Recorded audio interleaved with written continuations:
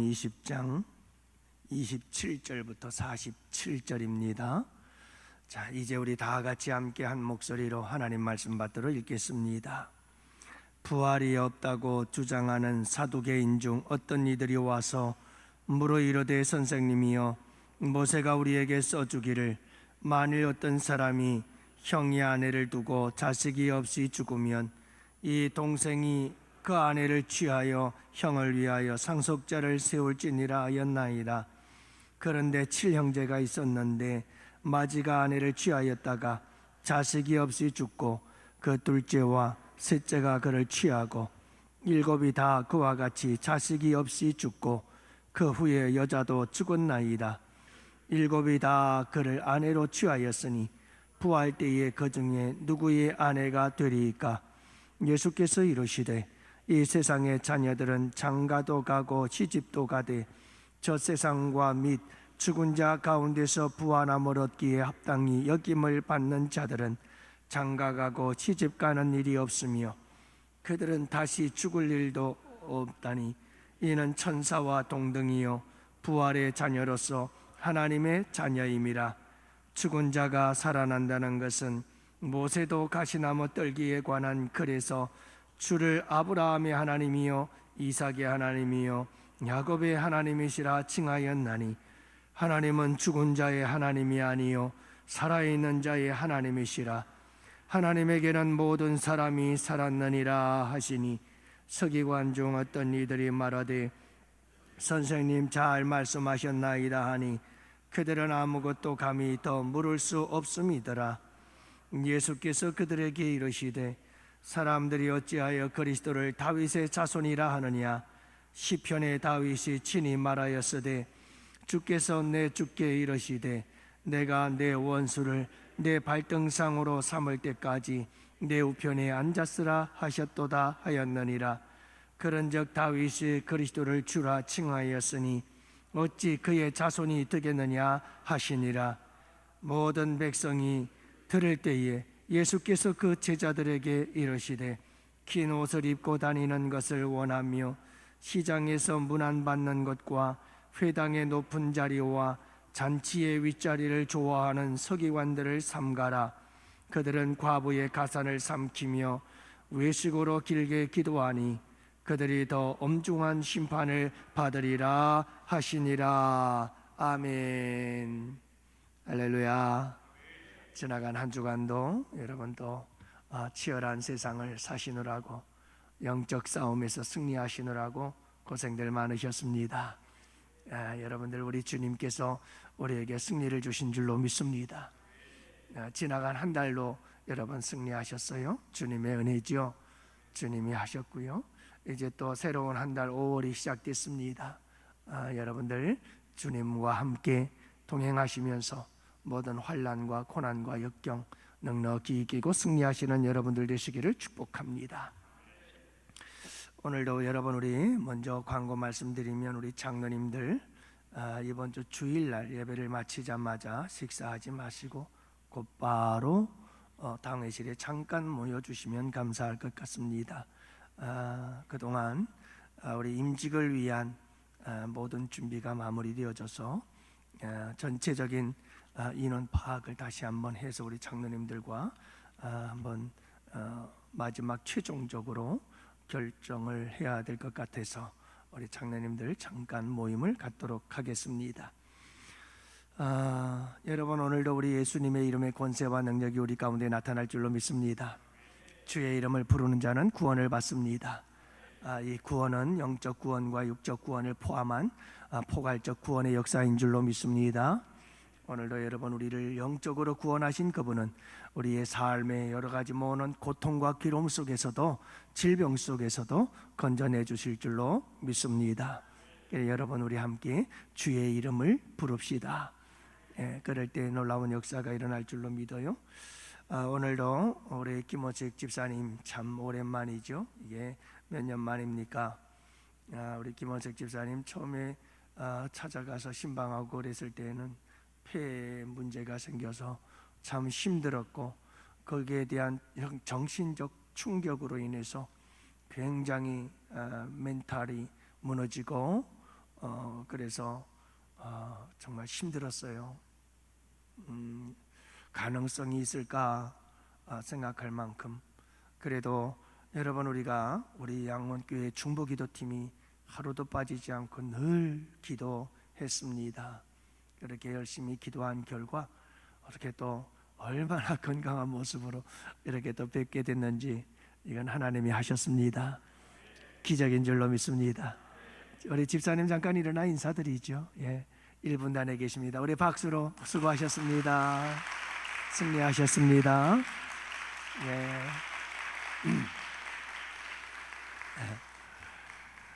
여러분, 이렇게 치유하시는 우리 주님께서 우리 김병필 집사님, 권영현 집사님, 그 외에도 병마와 싸우고 있는 여러분들을 능히 치료하고 고쳐주실 줄로 믿습니다. 우리 김병필 집사님도 오늘 저녁 때 전화가 왔어요. 목사님, 오늘 3차 항암 치료 받았습니다. 집으로 돌아가는 길입니다 하고 연락이 왔어요. 여러분들 위해서 기도합시다. 더 이상 전이가 없고 더 이상 암이 확산이 되어지고 있지 않는 상태에 있다고 하니까요. 여러분들 뇌는 이미 수술을 받은 상태에 있고, 그리고 폐와 그리고 임파선, 그리고 여러분 이런 부분에 있는 암들이 깨끗이 치료되고 회복될 수 있도록 여러분 기도해 주시기를 바랍니다. 우리 권영현 집사님도 항암 치료 8차까지 끝까지 감당하시고 승리할 수 있도록 여러분 기도하시고, 5월 28일 날 또 이제 수술을 준비하고 계시는 분도 계십니다. 여러분들 위해서 기도해 주셔서 이 암과 이 투병에서 싸워서 이기고 승리하고, 이 모든 투병은 오히려 간증이 아름다운 기회가 되고 재료가 될 줄로 믿습니다. 여러분, 고난은 하나님의 기적의 재료가 됩니다. 역사하실 줄로 믿습니다. 여러분들, 우리 함께 이 밤도 기도합시다. 여러분, 성령의 강력한 역사가 우리 가운데 충만하도록 함께 기도합시다. 오순절 성령 강림의 역사가 우리 가운데 일어날 수 있도록 기도하고요. 특별히 여러분, 가정의 달입니다. 하나님 성령을 부어주셔서 가정들마다 회복되게 하시고 살아나게 하시고 천국 가정 되게 하여 주옵소서. 여러분들 함께 기도합시다. 그리고 특별히 자녀들을 위해서 기도하기를 원합니다. 하나님, 우리 양원교회 다음 세대들에게 성령을 부어 주옵소서. 여러분, 성령이 역사할 때 다니엘, 요셉, 다윗 다 이 사람들을 가리켜서 하나님의 신에 감동된 자, 거룩한 영이 충만한 자라고 얘기를 합니다. 여러분, 성령이 충만하면 지혜의 영이요 명철의 영이 충만해지게 되어지고, 다니엘과 같이 학문과 지식에 탁월한 자가 되어져서 여러분 하나님 앞에 거룩하게 쓰임받는 자들이 될 줄로 믿습니다. 여러분, 우리 자녀들에게 성령께서 역사해 주시기를 위해서 함께 기도하는 이 밤이 될 수 있기를 바랍니다. 강단 기도하는 우리 할렐루야 찬양대, 우리 할렐루야 찬양대에게 성령을 부어주시고 능력 있는 영권 있는 찬양을 드리게 하여 주시옵시고, 찬양의 재능을 더하여 주시옵시고, 그리고 주어진 사명에 충성을 다할 수 있도록 도와주시옵소서. 여러분 함께 기도합시다. 우리 2024년도 사람을 세우는 교회, 여러분 사람을 죽이는 교회가 아니고 사람을 세우는 교회가 되자. 이제 임직식을 앞두고 있는데 여러분들 위해서 함께 기도해 주시기를 바랍니다.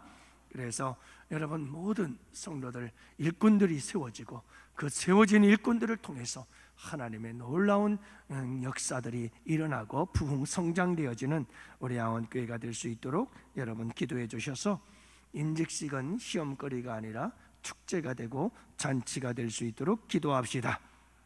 전도팀을 위해서 기도하시고, 우리 원로 목사님, 사모님, 목회자 세미나 준비 중에 있으니 여러분 잘 이루어질 수 있도록, 그리고 여러분 같이 가서 협력하실 권사님들 건강을 위해서도 함께 기도해 주시기를 바라고, 나라와 민족을 위해 기도하고, 오늘 주실 말씀을 통해서 은혜 받는 복된 시간 되시기를 축복합니다.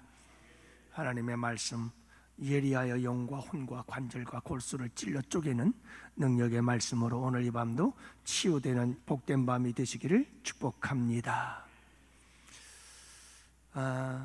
여러분, 우리는 지금 이 누가복음 20장에서 예수님을 넘어뜨리려고 하는 자들의 세 가지 질문을 보게 되어집니다. 예수님을 넘어뜨리려고 계속해서 공격하는, 모함하는 그런 질문들을 던지는 것을 보게 되죠. 그 첫 번째 질문이 무슨 권세로 이런 일을 하느냐 하고 묻죠. 권세에 대해서 질문합니다. 두 번째 질문이 가이사에게 세를 바치는 것이 옳으니까, 세금 문제를 가지고 예수님을 공격해 오고 있죠. 오늘 그 세 번째 예수님에 대해서 공격하고 있는 이 사두개인들에 대한 이야기를 하고 있는데, 여러분, 부활 때에 그 중에 누구의 아내가 되겠습니까? 라고 하면서 부활의 문제를 가지고 지금 이 사두개인들이 예수님을 공격하고 있는 겁니다. 뭔가 꼬투리를 잡아서 예수님을 붙잡아 죽이려고 하는 이와 같은 음모가 담겨져 있는 거죠. 여러분, 사탄 마귀의 역사들은 항상 집요합니다. 집요합니다. 한번 우리가 이겼다고 그냥 넘어가지 않습니다. 여러분, 우리가 죄의 유혹과 사탄 마귀의 역사를 한번 이겼다고 끝나는 거 아닙니다. 계속 찾아옵니다. 계속 도전합니다. 여러분, 정신 번쩍 차려야 되는 줄로 믿습니다. 여러분, 오늘 우리는 예수님을 모함하는 이 사두개인들의 질문과 예수님의 답변을 통해서 사두개인들이 예수님에 대해서 얼마나 오해를 하고 있었고 또 영적으로 그들이 얼마나 무지했는가를 보게 되어집니다. 그래서 병행구절, 오늘 본문과 똑같은 이야기를 기록하고 있는 마태복음 22장과 마가복음 12장에 나오는데, 마가복음 12장 24절 말씀에 보면 이렇게 기록하고 있습니다. 예수께서 가라사대 너희가 성경도 하나님의 능력도 알지 못함으로 오해함이 아니냐. 여러분, 알지 못함이 오해를 낳습니다. 알지 못한다, 무지가 오해를 낳습니다. 오해는 알지 못함에서 나오고 무지에서 나온다 이 말이에요. 그렇기 때문에 여러분, 알지 못하여 오해하였다, 이 말이 정답인 것이에요. 항상 우리의 오해는 알지 못함에서 나오고 알지 못함에서 오해가 발생하게 되어지는 겁니다. 그래서 여러분, 오늘 저는 여러분들과 함께 사두개인들은 예수님을 알지 못했고 무지해서 그래서 예수님을 오해했는데, 사두개인들의 오해가 무엇이었고 사두개인들과 종교 지도자들의 오해와 무지는 무엇이었으며 이에 대한 예수님의 답변, 그러니까 예수님께서 말씀하신 진실은 무엇인가, 이것을 함께 살펴보면서 은혜를 나누고자 합니다. 세 가지의 오해와 세 가지의 진실을 말씀하고 계시는 겁니다. 그러면 여러분, 이 세 가지의 오해와 무지 그리고 세 가지의 진실은 무엇일까요? 그 첫 번째가 부활에 대한 오해 그리고 진실입니다. 여러분이 부활에 대해서 오해를 하고 있었던 사람들이 있었습니다. 사두개인입니다. 여러분이 사두개인들에 대해서 살펴보면 제사장, 사독의 후손들 그리고 그 추종자들을 의미하고 있습니다. 제사장의 계급을 가지고 부와 공적인 지위를 누리고 있었던 사람들, 이들은 친헤롯 그리고 친로마의 성향을 가지고 있었기 때문에 민족적 정통성을 가지고 있었던 바리새인들과 국민들에 대해서 미움을 받았던 존재들입니다. 이들은 모세 오경 외에 다른 구약 성경들에 대해서는 무시하는 태도를 가졌던 사람들, 그러니까 모세 오경만 소중하게 여긴 사람들이었습니다. 이들은 천사나 아니면 영적인 존재를 믿지 않았던 사람들입니다. 사두개인들입니다. 그들은 현실적인 풍성함을 누렸기 때문에 그들에게는 내세에 대한 소망도 믿음도 없었습니다. 그들은 내세에 대해서 믿지를 않았던 사람들입니다. 그래서 오늘 말씀 27절은 말하죠. 부활이 없다고 하는 사두개인들, 그들에게는 부활이 없었습니다. 그들은 부활을 믿지 않았습니다. 그런데 그들은 부활에 대해서 질문합니다. 예수님을 흠잡기 위해서였던 거죠. 자, 그들의 질문을 보면 계대 결혼제도 또는 형사 취수제라고 하는 결혼법에 대해서 들고 나오는 것을 보게 됩니다. 형제가 있습니다. 형제가 결혼을 했는데 그 형제가 아들을 낳지 못하고 죽었습니다. 아들이 없으면 기업을 이어받을 수가 없습니다. 그래서 반드시 그 형제 중에 하나가 형수를 취하여 아들을 낳아주어서 계속해서 기업을 이어갈 수 있도록 도와주었던 제도를 계대 결혼제도 또는 형수취사법이라고 불렀습니다. 자, 이 이야기를 가지고 이 사두개인들이 예수님께 다가와서 예수님을 시험하는 거죠. 뭐라고 말합니까? 7 형제가 있었는데 그 마지가 결혼을 해서 아들을 낳지 못하고 죽었습니다. 그래서 둘째가 형수를 취했습니다. 아들을 낳지 못했습니다. 그리고 죽었습니다. 셋째가 그렇게 했습니다. 아들 낳지 못하고 죽었습니다. 그렇게 7째까지 한 형수를 취해서 아들을 낳으려고 했지만 아들을 낳지 못하고 다 죽었습니다. 그러면 이 형수 하나가 7 아들 형제의 아내가 되었습니다. 그러면 부활했을 때 이 형수는 7 아들 형제들 중에 누구의 아내가 되겠습니까? 이 질문입니다. 예수님께서 뭐라고 말씀하십니까? 여러분, 우리 예수님께서 뭐라고 대답하시죠? 34절, 35절 예수께서 이르시되 세상의 자녀들은 시집가고 장가가는 일들이 있다. 하지만 저 세상과 부활에 합당한 여김을 받는 자들, 부활한 자들은 어떻게 될 것이다? 시집가고 장가가는 일이 없다. 오해하고 있었던 거죠? 잘못 알고 있었던 거죠? 아니, 무지했던 거죠. 이 세상에서 일어나고 있는 일들이 저 세상에서 그대로 될 것이라고 생각을 했던 거죠. 이 세상에서 시집가고 장가가니까 저 세상에서도 시집가고 장가가리라 라고 생각을 했던 거죠. 우리 주님은 분명히 말씀합니다. 저 세상에서는 시집가는 일도 없고 장가가는 일도 없을 것이니 누구의 아내가 될 것인가 걱정할 것도 없을 것이다. 여러분, 우리 예수님께서 지금 이 부활에 대해서 오해하고 무지한 이 사두개인들을 향해서 우리 주님은 지금 진실을 말씀하고 있는 겁니다. 저 세상에서 어떤 일들이 있을 것인가를 말씀해주고 있는 거죠. 그러면서 36절은 이렇게 말합니다. 그들은 다시 죽을 수도 없나니 이는 천사와 동등이요 부활의 자녀로서 하나님의 자녀임이라 라고 말씀하고 있습니다. 자, 여러분, 우리 저 세상에서는, 그리고 여러분 부활할 때에는 우리는 어떤 존재가 되느냐? 천사와 동등하다. 이것은 여러분 부활한 우리 하나님의 백성들, 저 세상의 모든 하나님의 자녀들, 여러분 그들은 천사와 동등합니다. 그런데 천사와 다른 점이 하나 있습니다. 천사처럼 여러분 완전한 존재가 될 것이고 거룩한 존재가 될 것입니다. 그런데 다른 부분이 있습니다. 영원한 존재가 될 것입니다. 같은 부분이 있지만 분명히 차이점이 하나 있었습니다. 그것이 뭔지 아십니까? 천사와 저 세상에서 우리의 삶과 뭐가 다를까? 신분이 다릅니다. 그래서 36절은 이렇게 말합니다. 부활의 자녀로서 하나님의 자녀됨이라.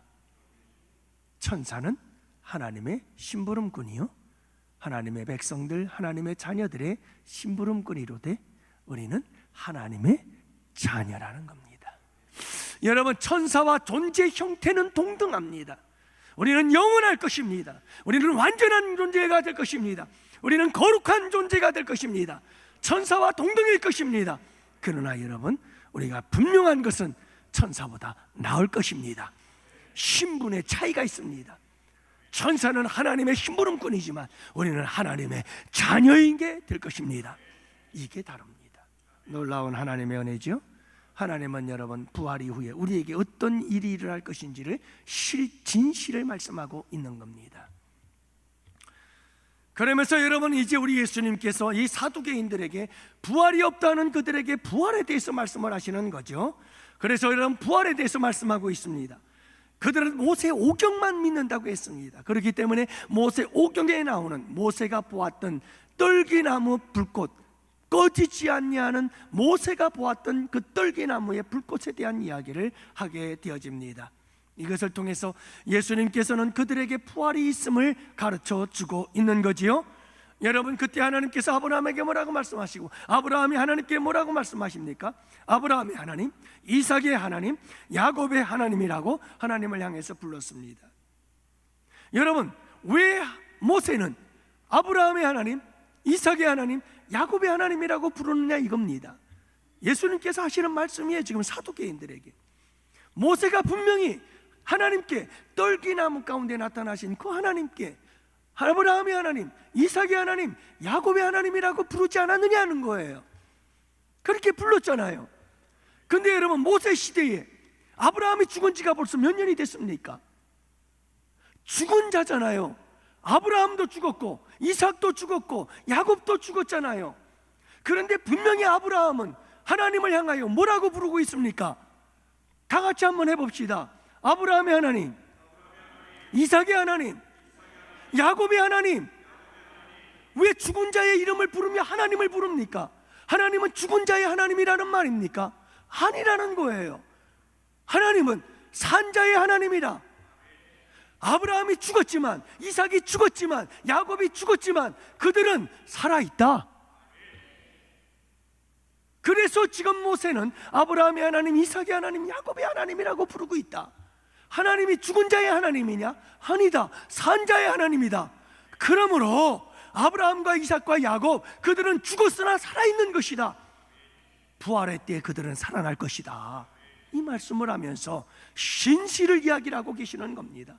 무지한 그들에게 우리 주님은 부활의 사실을 말씀하고 진실을 말씀해 주고 있는 거지요. 그러면서 부활이 있다, 너희들은 그 부활을 믿어야 한다는 것을 말씀해 주고 가르쳐 주고 있는 겁니다. 여러분 이러한 예수님의 대답에 대해서 그들은 아무것도 대답할 수가 없었고 아무런 질문도 더 이상 던질 수가 없었던 것이지요. 사랑하는 성도 여러분, 우리에게 오해가 있나요? 부활에 대한 오해가 있습니까 여러분? 부활에 대해서 잘 모르나요? 많은 사람들이 부활을 믿으려고 하질 않아요. 저 영원한 세계에 대해서 믿으려고 하지 않는 사람들이 있어요. 교회 나와서 10년, 20년 신앙생활을 하면서도 저 영원한 하나님 나라에 대한 소망이 없는 사람들이 있어요. 그냥 여러분 이 기독교는 참 고퀄리티의 어떤 종교, 원시적인 종교가 아니라 좀 차원이 높은 도덕적, 윤리적, 좀 고품격적인 그런 종교로서 이 기독교를 믿는 사람들이 있어요. 그냥 이 세상 사는 날 동안에 우리가 액세서리처럼 기독교인 그러면 뭔가 조금 차원이 높은 사람, 이런 품이 있어 보이는 사람, 그런 쪽으로 보이기 위해서 그렇게 교회를 다니는 사람들이 있다니까요. 여러분 기독교는 그렇지 않습니다. 부활에 대해서 무지하고 부활에 대해서 오해하는 사람들이 있을 수 있어요. 여러분 우리의 영혼과 육이 분명히 있고 여러분 우리에게는 부활이 있으며 영원한 내세가 있음을 믿으시기를 바랍니다. 여러분 이 확고한 믿음이 있어야 되는 거예요. 이 부활에 대해서 우리는 무지하면 안 돼요. 부활에 대해서 오해가 있으면 안 되는 거예요. 우리 주님께서 말씀하신 이 진실을 그대로 믿을 수 있는 우리 양원의 성도들이 되시기를 바랍니다. 예수님은 부활하셨습니다. 그분은 부활의 첫 열매십니다. 예수님의 부활체, 그것은 바로 우리가 부활해서 이루게 될 부활체가 되시는 줄을 믿으시기 바랍니다. 우리의 몸은 죽고 우리의 영혼은 천국에 가지만 예수 그리스도께서 다시 오실 때 여러분 육체의 부활도 함께 일어나게 되는 줄을 믿으시기 바랍니다. 그래서 데살로니가에 보면 우리 주님께서 말씀하십니다. 천군과 천사와 호령 나팔과 함께 우리 주님 다시 오실 때 천국에 있던 성도들은 여러분 이 땅의 육신과 함께 부활할 것이고, 이 땅에 살아있는 성도들은 여러분 그 육신과 함께 변하여 부활체가 되어서 여러분 영원한 하나님 나라 천국 잔치, 혼인잔치에 들어가리라 말씀하고 계시는 줄을 믿으시기 바랍니다. 분명히 여러분 우리 주님께서 말씀하신 이 진실을 믿는 믿음으로 부활의 소망을 가지고 살아갈 수 있는 우리 양혼의 성도들이 되시기를 주님의 이름으로 축복합니다. 종종 성경을 보면 우리 예수님께서 죽은 자들을 살리시는 사건이 나옵니다. 그 대표적인 사건이 나사로의 죽음의 사건이 아니겠어요? 그러나 여러분, 나사로의 죽음의 사건을 우리는 부활의 사건이라고 말씀하지 않습니다.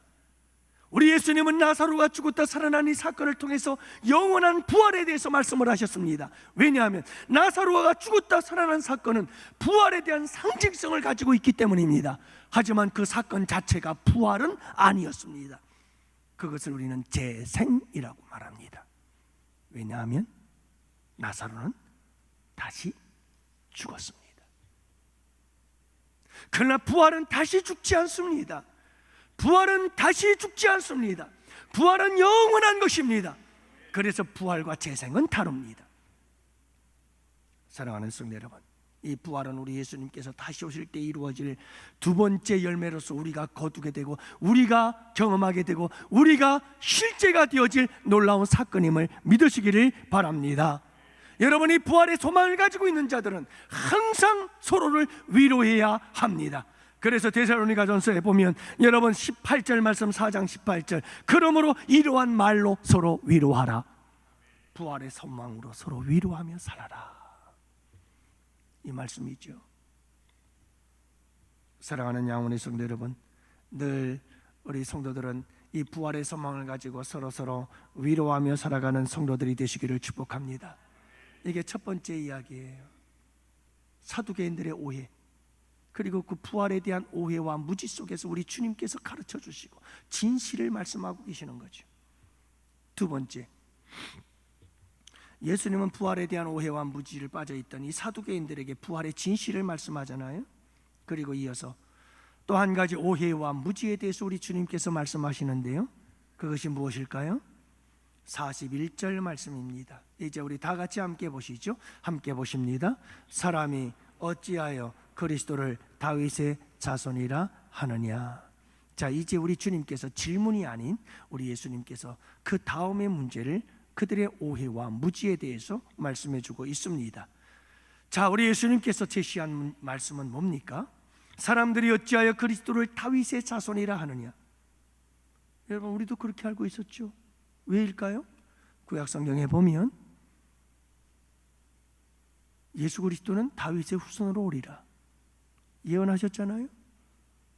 그래서 여러분, 예수님 당시에도 수많은 사람들이 예수님께 나와서 뭐라고 말합니까? 다윗의 자손 예수여, 나를 불쌍히 여겨 주옵소서. 대표적인 인물이 눈을 보지 못했던 바디메오 소경이었죠. 누가 외치지 않습니까? 다윗의 자손 맞죠? 맞아요, 맞습니다. 그런데 여러분, 그 당시의 사람들은 다윗의 자손 예수 그리스도밖에는 몰랐다는 거예요. 혈통적인 예수 그리스도, 이 혈육 육신의 안목을 가지고 바라본 예수 그리스도, 다윗의 후손으로서 다윗과 같은 위대한 왕이 되어서 로마로부터 이스라엘을 해방시켜주고 주변의 국가들을 다 점령하고 강대국을 이룰 위대한 왕으로서의 메시아, 이 육신적인 안목을 가지고 예수님만 바라보았다는 것입니다. 그래서 우리 주님께서 참되고 진정한 메시아에 대한 가르침, 진실을 말씀해 주고 있는 겁니다. 그들의 잘못된 메시아관과 그들의 잘못된 이런 그리스도관에 대해서 우리 주님께서 가르쳐 주고 있는 거예요. 그들의 오해와 무지를 주님께서 진실을 말씀해 주고 있는 거죠. 그래서 시편 110편 1절을 말씀하고 계십니다. 뭡니까? 다 같이 함께 봅시다. 다 같이 함께 보시죠. 주께서 내 주께 이르시되 내가 내 원수를 내 발등상으로 삼을 때까지 내 우편에 앉았으라 하셨도다. 자, 보세요. 주께서 주가 나옵니다. 주께서 내 주께 또 주가 나옵니다. 서로 주와 주가 서로 이야기를 나누네요. 무엇에 대한 이야기입니까? 구속 사건에 대한 이야기죠. 내 원수를 내 발등상 내가 밟을 그런 존재까지 내 보좌의 우편에 앉았으라 하셨도다. 여러분, 여기서 처음에 나오는 주께서라고 할 때 주는 하나님 성부, 주께서 내 주께 이르시되, 두 번째 내 주께 이르시되 할 때 주는 예수 그리스도. 그러니까 지금 다윗은 성령의 감동하심을 받아 여러분 예수 그리스도를 뭐라고 부르고 계시죠? 주라고 부르고 계셔요. 근데 여러분 이상하지 않아요? 예수님이 다윗의 후손이라면서요. 예수님이 다윗의 후손인데 어떻게 예수님은 다윗의 주가 되죠? 지금 예수님께서 이 말씀을 통해서 당시 유대 지도자들을 향해서, 사두개인들을 향해서, 그곳에 있던 무리들을, 종교 지도자들을 향해서 우리 주님께서 하시는 말씀이 바로 이 말씀인 거예요. 봐라, 너희들은 단지 혈통적인 다윗의 후손 예수 그리스도로 알고 있지만 예수는 다윗의 후손이라는 단순한 혈통적인 예수가 아니라 그는 하나님이시다. 그는 주가 되시는 분이시다. 만물의 주가 되시는 분이시다. 모든 사람의 주가 되시는 분이시다. 단순히 다윗의 혈통으로 나시는 분이 아니라 그분은 온 세상의 구주가 되시고 온 세상의 주인이 되시는 분이시다. 이 사실을 지금 이 시편 110편 1절 말씀을 통해서 설명을 하고 있는 거예요. 그래서 여러분, 어떻게 다윗이 예수님의 후손이, 예수님의 조상이 되겠느냐? 다윗이 예수님에게 주라고 말하지 않느냐? 그러므로 예수 그리스도는 다윗의 혈통에서 난 단순한 혈통적인 예수가 아니라 예수는 그리스도요 주요 온 세상의 구주가 되시며 그분은 하나님과 동등하신 분으로서 온 세상의 구주가 되시고 예수 그리스도 그분은 모든 자의 주가 되시고 만물의 주가 되신다. 이 주되심을 강조하며 가르쳐주고 계시는 겁니다. 그런데 너희들은 왜 이 예수를 주로 믿지 않느냐 이 말씀입니다. 왜 육신적인 안목을 가지고 단지 로마로부터 빨리 자기들의 현실의 문제를 해결해 줄 메시아로만 믿고 있느냐 이 말이죠. 사랑하는 성도 여러분, 예수님은 우리의 주가 되심을 믿으시기 바랍니다. 예수는 주, 예수는 주. 모든 이름 위에 뛰어난 이름, 예수는 주, 예수는 주. 모두 무릎 꿇고 경배를 드리세, 예수는 만유의 주님. 예수는 주, 예수는 주. 온 천하 만물 우러러 그 보좌 영광을 돌리세, 예수, 예수, 예수는 주. 할렐루야. 여러분, 정말 예수님이 내 주가 되시나요?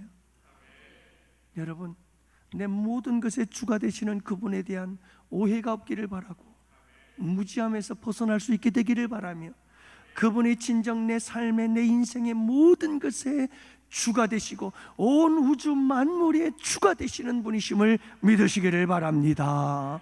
이게 진실입니다. 이게 진실인 거예요. 여러분, 우리가 예수님을 믿는다는 게 뭘까요? 만약에 믿지 않는 사람들이 야, 예수님을 믿는 게 도대체 뭐냐? 라고 물으면 여러분들 뭐라고 대답할 거예요? 항상 대답할 말을 가지고 있으라고 그러잖아요. 예수 믿는 사람들은 예수 믿지 않는 사람들이 우리에게 어떤 질문을 하든 대답할 말을 가지고 있어야 돼요. 예수 믿는다는 게 뭐죠? 라고 물었을 때 이게 뭐라고 대답하나? 할 말이 없네? 이거 웃기는 거 아니에요? 그럼 뭘 믿는 거죠? 여러분, 예수님을 믿는다는 게 뭘까요? 예수님의 주되심을 고백하며 예수님의 나의 주되심을, 주인되심을 고백하는 것, 그리고 그런 삶을 사는 것, 이게 여러분 예수 믿는 것인 줄 믿으시기 바랍니다. 많은 사람들이 예수 믿는 걸 착각할 경우가 너무 많아요.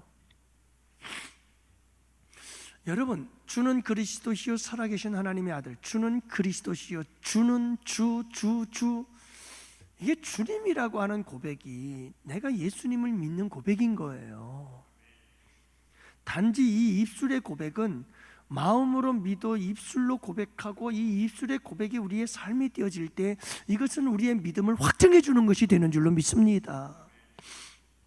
여러분, 예수님을 나의 구주로, 내 주로 믿는 거예요. 그게 믿음이에요. 그게 신앙생활인 거예요. 정말 예수님이 주가 되시나요?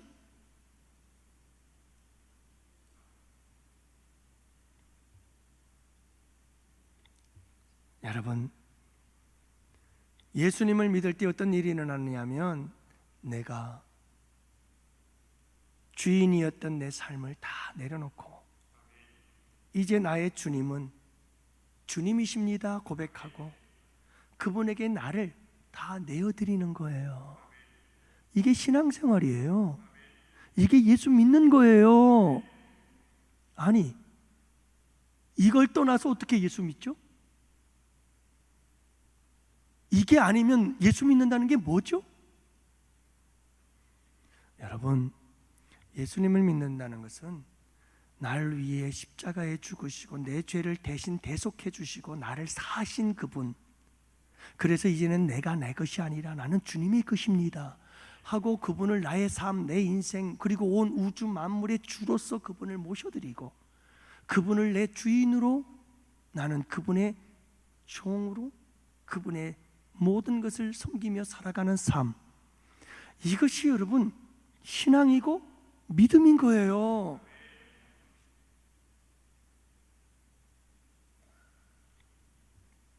그래서 우리는 이렇게 고백을 해야 돼요. 내가 주인 삼은 모든 것 내려놓고 내 주 되신 주 앞에 나가 내가 사랑했던 모든 것 내려놓고 주님만 사랑해.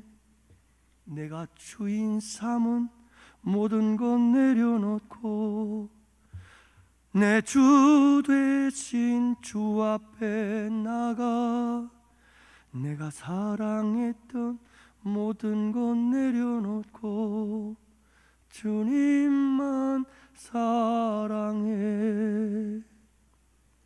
할렐루야. 여러분, 이게 예수 믿는 거예요. 이게 여러분, 예수님을 믿는다는 것은 예수님을 나의 전 인격을 주인으로 삼는 거예요. 내 전 인격의 주인으로 삼는 거예요. 그래, 나를 다 내어드리는 거라니까요. 그게 예수님을 믿는 거예요. 그분의 주인 되심을 인정하는 것, 그분의 주 되심을 고백하며 그분의 주 되심을 순종하며 나아가는 삶. 그래서 내 전 인격을 그분에게 내어드려야 돼요. 그게 그분의 주 되심을 인정하는 거예요. 우리의 전 인격이 뭡니까? 나의 모든 생각, 나의 모든 마음, 주인이 누구예요? 예수 그리스도. 그분에게 내어드리는 거죠. 그래서 예수님을 믿으면 더 이상 내 마음대로 하면 안 되는 거예요. 내 생각대로 하면 안 되는 거예요. 그래서 주님의 말씀을 알아야 되는 거예요. 그분의 마음을 아는 거죠. 그분의 생각을 아는 거죠. 그분의 계획을 아는 거죠. 그분의 뜻을 아는 거예요. 그래서 그분에게 내어드리는 거예요. 나를, 내 생각, 내 마음을 그분에게 내어드려야죠. 그분이 주인 되는 거죠. 근데 예수 믿으면 여전히 난 내 마음대로 해요. 누가 주인이죠? 내가 주인이에요. 여전히 내가 주인이에요. 이 주인됨에 변화된 사건에 대해서 한 번도 경험해보지 못한 사람들이 있어요. 신앙생활을 20년, 30년, 40년, 50년을 했다고 하는데 이 주인이 바뀌어진 사건, 내가 예수를 주로 영접한 이 사건에 대한 경험이 한 번도 없는 사람이 있어요. 어떻게 이걸 예수 믿었다고 하죠? 여러분 한번 생각을 해보세요. 그분을 내 주인으로 모시고 그분에게 내 마음과 내 생각을 드려야 되는 거예요. 그래야 그분이 주가 되시는 거잖아요. 내 감정을 드려야 돼요. 여러분, 내 불안한 감정, 두려움의 감정, 슬픔의 감정, 여러분 이 어두운 침침한 우울의 감정들 그분에게 드릴 수 있기를 바랍니다. 여러분, 내가 우울하다고? 그럴 때 항상 우리가 기억해야 될 게 있어요. 하나님께서 뭐라고 말씀하시느냐 하면 항상 기뻐하라고 말씀하죠. 그럴 때 내가 드릴 수 있어야 돼요. 여러분 이상합디다. 남자들도 갱년기가 있나요? 저도 그 기분이 괜히 우울해질 때가 있습니다. 여러분들은 안 그런가요? 나는 괜히 막 이 기분이 막 우울해지고 막 내 기분이 막 감정이 다운이 되고 그럴 때가 있더라고요. 그래서 저는 그럴 때는 기도를 해요. 하나님, 이건 주님이 주신 것 같지는 않은데 이 감정은 주님은 기뻐하라고 그러지 않았습니까? 주님 기뻐할게요 하고 나는 그분에게 나를 쳐서 복종시켜요. 말씀. 때로는 여러분 우리의 마음속에 불안한 마음이 있어요. 주님, 이 불안한 마음이 주님이 원하시는 마음인가요? 우리 주님은 샬롬이잖아요. 평강이잖아요. 주님, 내 불안한 마음 주님께 내어드릴게요. 주님 주신 평안을 내게 주십시오. 그분에게 복종해야 돼요. 여러분, 우리의 감정을 내어드리세요. 여러분들은 안 그런지 모르겠습니다만 제 마음은 그래요. 내가 누군가 좀 기분이 좀 안 좋고 미운 사람들이 있으면 그 사람들이 잘 못되면 왠지 막 내 마음속에 기쁨이 막 솟아나려고 그래요. 여러분들은 안 그렇죠? 근데 저는 그래요. 그럴 때마다 저는 주님께 기도해요. 주님, 참 이 타락한 인간의 본능이 또 발동이 시작됐네요. 저를 불쌍히 여기게 해주세요. 저 아픔을 내가 함께 나눌 수 있게 해주세요. 여러분, 그 감정을 쳐서 복종시키는 거예요. 우리의 감정은 타락했어요. 우리의 감정은 오염이 됐어요. 우리의 전인격, 지정의가 그렇게 됐다니까요. 그렇기 때문에 여러분, 자꾸 나도 모르는 사이에 이 감정들은 여러분 악한 곳으로 자꾸 달려가요. 그럴 때 여러분, 항상 우리가 기억해야 될 것은 주인 되신 그분에게 드려야 되는 거예요. 여러분, 드릴 수 있기를 바랍니다. 그냥 방치하지 마시고 따라가지 마세요. 그분께 맡겨야 되고 그분께 드려야 돼요. 그럴 때 우리가 주인 삼는 거예요. 그분을. 할렐루야. 여러분, 그렇게 주인 삼고 사셔야 돼요. 그게 예수 믿는 거예요. 그게. 근데 여전히 우리는 우리 감정대로 따라가거든요. 저도 굉장히 다혈질적인 사람인데요, 막 분노가 일어날 때가 있죠. 근데 여러분, 그 분노가 일어날 때 그냥 따라가면 안 되잖아요. 그렇잖아요? 성경에 분노하라고 하던가요? 분노는 하나님의 덕을 이루지 못한다고 말씀하고, 여러분, 이 분노는 하나님께서 싫어하고 미워하시는 거예요. 그렇기 때문에 여러분, 이 분노의 감정을 주님께 내어 드려서야 돼요. 주님이 싫어하면 알겠습니다 주님 하고 이 분노의 감정도 주님께 내어 드려야죠. 항상 우리의 마음속엔 주님이 기뻐하시는 평안으로 충만하기를 축복합니다. 이렇게 여러분 내 삶을 드려야 돼요. 그분이 주인이시라니까요. 근데 왜 내 마음대로 내 감정대로 하려고 하시냐고요. 아니잖아요. 아니잖아요.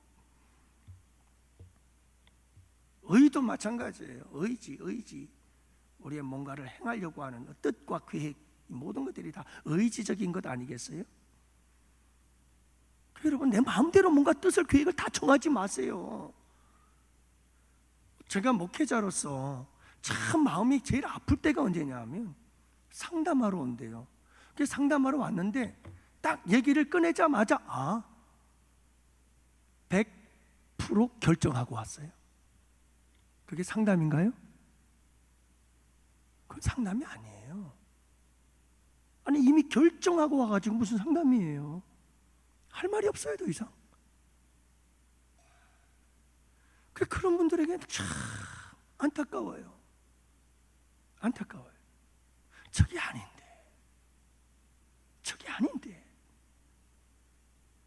이미 결정하고 왔어요. 그건 상담이 아니고 통보죠. 여러분 무슨 일을 해도 저한테는 그렇게 해도 하나님께는 그렇게 하지 마세요. 예? 저한테는 그렇게 하더라도 하나님께는 그렇게 하지 마세요. 하나님께 물으세요. 그리고 그분이 아니라고 하면 고집 부리지 마시고 나를 드리세요. 그분께 그분을 주인 삼으세요. 그게 복이에요. 할렐루야. 여러분 그게 복이라니까요. 그래서 사랑하는 성도 여러분, 임직식이 있는데 이제 임직식을 할 때 교회들마다 몸살을 앓는 부분이 하나 있어요. 저는 또 우리 성도님들이 그런 것 때문에 걱정할까 봐 또 이렇게 미리 말씀을 드리는 것기도 해요. 여러분이 임직식을 할 때 제일 걱정스러운 게 뭐죠? 임직 감사 헌금, 예물 드리는 거. 이것 때문에 고민을 하시는 분들이 계셔요. 지금 한 15년 정도가 지났나요? 그때 저희 그 큰 처남이 장로로 피택이 되고 장립을 받았는데 그때 돈으로 2천만 원 넘게 한 걸로 알고 있어요. 많은 사람들이 그런 얘기를 해요. 성직매매구만, 성직매매. 그런 얘기들을 해요. 저는 너무 부정적으로 생각하지 말기를 원해요. 저는 그분들의 마음도 이해가 돼요. 하지만 그렇게 부정적으로 생각할 건 아니라고 생각해요. 어떤 의미냐? 여러분 한번 생각해 보세요. 장로가 되고 안수집사가 되고 권사가 되는데 예수 그리스도 그분이 주되심을 고백한다면, 예수 그리스도 그분이 주되심을 정말 믿는다면, 그분에게 이 고귀한 직분을 주신 그분을 위해서 여러분 200만 원, 300만 원, 500만 원, 내가 앞으로 이 직분을 주님 잘 감당하겠습니다, 귀한 직분 주셔서 감사합니다 하면서 그분에게 여러분 그만큼의 임직 예물 드릴 수 없을까요? 만약에 그게 안 된다면 과연 그 마음속에 예수 그리스도가 온 우주 만물의 주가 되심에 대한 고백이 있는 걸까요? 분명히 우리 주님은 내 마음이 있는 곳에, 보물이 있는 곳에 내 마음이 있다고 말씀하셨어요. 내가 그만큼 주님께 예물을 드리면 그만큼 교회에 대해서 애착심이 있고 사랑하는 마음이 생기고 주님을 향한 사랑의 마음도 생겨나는 줄로 믿습니다. 그런 차원에서 여러분, 우리가 주님께 드릴 수 있다는 것은 귀한 아름다운 믿음의 표현이요, 믿음의 고백이요, 믿음의 간증인 줄로 믿습니다. 증거죠. 하지만 걱정하지 마세요. 저는 그런 부분들에 대해서 우리 양원교회 성도 그 누구에게도 부담감을 지우고 싶지 않아요. 그래서 자유할 것입니다. 걱정하지 마십시오. 사랑하는 성도 여러분, 정말 임직을 받을 사람인데 물질이 없어서 임직을 못 받는다? 그것도 웃기는 거 아니야? 여러분들 안 그래요? 그렇기 때문에 저는 여러분들에게 부담감 주지 않습니다. 우리 주님께서 기뻐하시는 일, 기뻐하시는 뜻대로 가기를 원합니다. 중요한 것은 사랑하는 성도 여러분, 우리가 중요한 것은 뭐냐면 그분의 주되심을 고백하고 인정하고 증거할 수 있고 증명할 수 있는 삶을 사시기를 축복합니다. 물질의 주인 되신 그분, 삶과 건강의 주인 되신 그분을 고백하며 그분을 따르고 그분에게 나를 내어드릴 수 있기를 축복합니다. 지정의, 내 전 인격을 그분에게 내어드릴 때 비로소 그분은 진정 나의 주가 되시는 줄을 믿으시기를 바랍니다. 당시 종교 지도자들과 사두개인들은 이 주되심을 몰랐던 거예요. 예수님의 주되심을 몰랐고 단지 혈통적 메시아로서의 예수만 알았던 거예요. 그래서 우리 예수님은 그들의 무지와 오해를 가르쳐 주시는 거죠. 예수 그리스도, 그분은 주다. 온 우주 만물의 주가 되시면 너희의 주가 되시는 분이다. 이것을 말씀하고 계신 줄 믿으시기를 바랍니다. 여러분, 예수 그리스도 그분의 주되심을 아름답게 삶 속에서 나타내고 증거하고 보여주며 살아가는 여러분들 되시기를 바랍니다. 마지막 세 번째는 결론만 말씀드립니다. 심판에 대한 오해입니다. 여러분, 오늘 말씀에 우리 예수님께서 이제 제자들에게 말씀을 하시는데요, 동시에 사두개인을 향한 말씀이고 그리고 우리를 향한 말씀이기도 해요. 자, 이렇게 말씀하십니다. 긴 옷을 입고 다니는 것을 원하는 자들. 긴 옷을 입어요? 그게 무슨 말이냐면 여러분, 성경에 보면 유대인들은 민수기 15장에 보면 하나님의 말씀을 기록한 천을 옷 술에다 달고 다녔어요. 그건 뭐냐 하면 항상 말씀을 가지고 살아라 이 말이죠. 그리고 그 말씀을 따라서 각성하고 죄에 빠지지 않도록 하라고 이렇게 옷깃에 이렇게 성경 구절을 쓴 그런 천을 달고 다녔어요. 그랬는데 이게 어떻게 되느냐면, 봐라, 나는 이렇게 하나님 말씀 잘 갖고 하나님 말씀대로 나는 사는 사람이야 하는 걸 과시하기 위해서 옷술을 길게 늘어뜨려 가지고 사람들이 잘 볼 수 있도록 하고 막 돌아다닌 거예요. 그 얘기예요. 긴 옷을 입고 다니면, 긴 옷을. 그러니까 여러분, 그 성경 구절을 다니는 천을 달고 덜 길게 달고 사람들이 다 보면서, 야, 저 사람은 성경 구절도 많이 썼네, 저 사람은 참 거룩한 사람이구나 하는 걸 과시하기로 보여주려고 그러고 다니는 거예요. 시장에서 문안 받는 것을 좋아하는 사람들, 하고 문안 받는. 왜요? 여러분, 그들은 사독의 후손들, 제사장 후손들 아니에요? 종교 지도자들 아니에요? 그러니까 여러분, 사람들이 얼마나 굽신거리면서 절을 하겠어요? 회당의 높은 자리, 잔치집에서 윗자리를 좋아하는 자들이라, 서기관들이 그렇고 사두개인들이 그렇고 제사장들이 그렇고 여러분 다 그랬던 거예요. 바리새인들이 그랬던 거예요. 이들에 대해서 우리 주님께서 지금 말씀하고 있는데 뭐라고 말씀하시느냐? 우리 주님께서 마지막 그렇게 말씀하고 있어요. 그러면서 그들이 거기서 끝나지 않아요. 그렇게 거룩한 척하면서 뒷공문으로는 뭘 하고 있었다고요? 과부들의 가산을 삼켰어요. 참 대단한 탐욕이죠. 여러분, 벼룩이 간을 빼먹었다는 거예요. 그 가난한 과부들의 가산을 전부 다 삼켜버린 사람들. 그리고 또 한 가지, 그들은 기도를 하는데 어떻게 기도했어요? 외식하며 기도했어요. 외식하는 기도는 뭐냐면, 봐라, 나 기도 많이 했다, 얼마나 나 기도 오래 하는 줄 아니? 그러면서 그냥 기도를 길게 하고 오래 해서 나 기도 많이 한다는 거 과시하고 보여주면서 내가 참 영성이 탁월한 사람이고 대단한 사람이야, 이거 보여주는 거예요. 여러분, 따라합시다. 우리 예수님의 진실은 이겁니다. 우리 예수님께서 마지막 결론의 진실은 이렇게 말씀하고 있습니다. 그런 자들을 향해서 우리 주님 하시는 말씀이 이겁니다. 다 같이 따라합시다. 그들이 더 엄중한 심판을 받으리라. 이거예요. 여러분, 임직을 받게 되는 것 두렵고 떨림으로 받아야 되고, 중직자들은 두렵고 떨림으로 받아야 돼요. 여러분, 내가 자리가 존귀한 자리, 중요한 자리에 있어서 다른 사람들이 우리를 바라볼 때 내가 여러분 인사를 받고 내가 누군가에게 존경을 받고 내가 누군가에게 높임을 좀 받을 수 있는 자리에 있다고 한다면 심히 두려워해야 됩니다. 왜냐하면 그들에게는 더 엄중한 심판이 기다리고 있기 때문에 그렇습니다. 이게 결론입니다.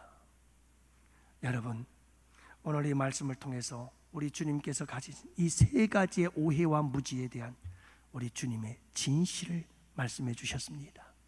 여러분, 이 말씀 꼭 기억하시고 우리가 잘못된 신앙과 믿음의 이 무지와 오해에서 벗어나 참되고 바른 주님이 말씀하신 진실한 믿음 안에서 다시 새로워지고 회복되고 치유될 수 있기를 주님의 이름으로